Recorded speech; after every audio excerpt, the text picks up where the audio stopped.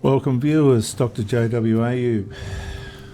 When the law changes Australia, when precedent becomes the prison. Viewers, have you ever wondered whether a court can see a constitutional weakness, yet still feel bound to preserve it? That's one of the least understood realities of Australian constitutional law. The judge is not always deciding what the law ought to be.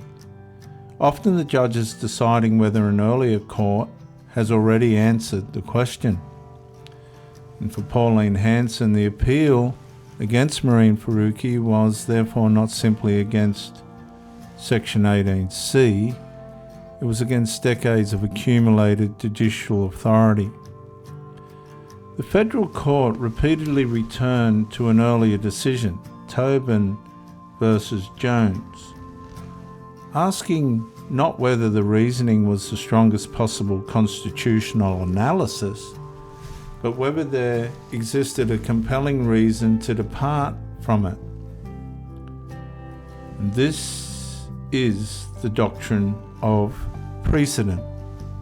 It protects legal stability by ensuring that similar cases are ordinarily decided in similar ways.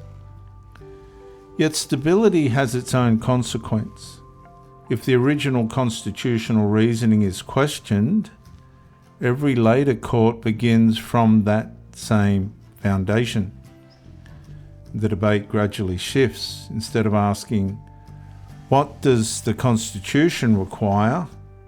The practical question increasingly becomes, has enough happened to justify leaving established authority? And so the burden quietly moves.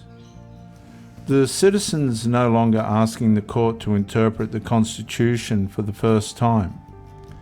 The citizen must persuade the court to unsettle its own constitutional history. And that's an extraordinarily difficult task.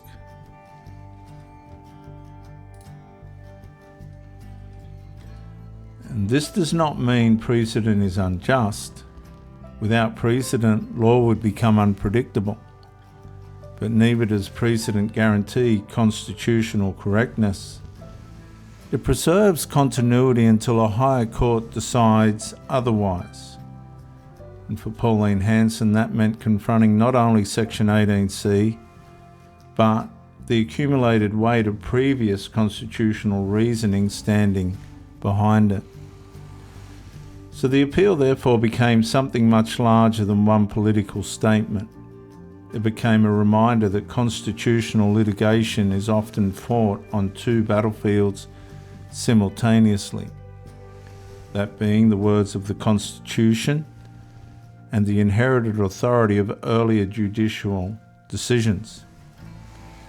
And for every Australian citizen, that distinction matters because sometimes the greatest obstacle in court is not the legislation before the judges.